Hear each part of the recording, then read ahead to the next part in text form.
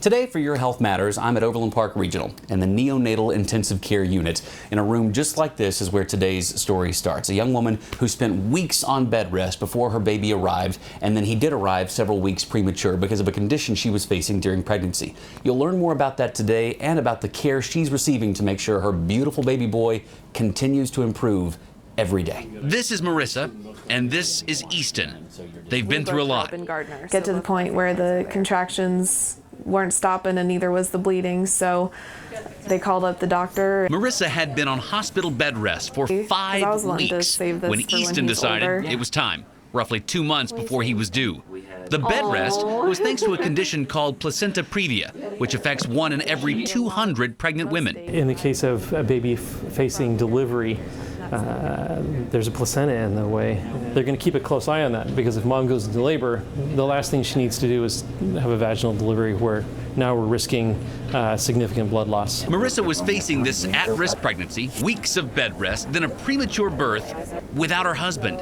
Easton's dad, Marcus, is a United States Marine stationed in North Carolina. Really, probably the most amazing experience I've ever had in my life.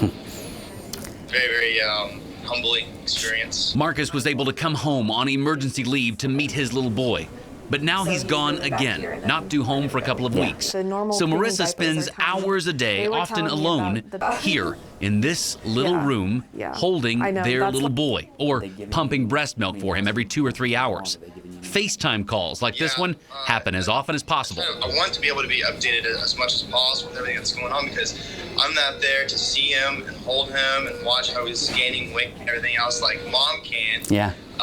So it's a little bit of a bummer, but I know that he's in good hands and that everything's going to be all right. But the hospital's working on something to help dads like Marcus. Thanks to a gift from Circle of Hope, they're installing cameras so parents can check in on their baby in those excruciating hours when they can't be at the hospital. Easton's doing his part too. Born at just 3 pounds in early April, he's now up to almost 7 pounds. And thankfully, success stories like this one are happening more and more in the last 2 generations. But the mortality rate, meaning the percentage of people who didn't survive when delivered at 28 weeks gestation, was 95%.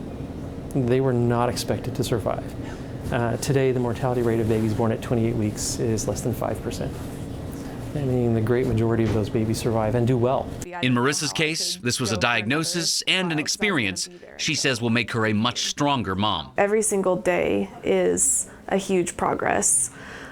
They just develop so quickly and they progress so quickly. It's worth anything that you have to go through to have this baby.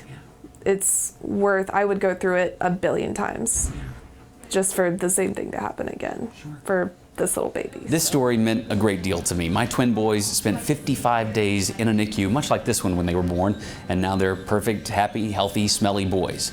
If you've got a family member in a NICU right now, just know it can and does get better because miracles happen here every day.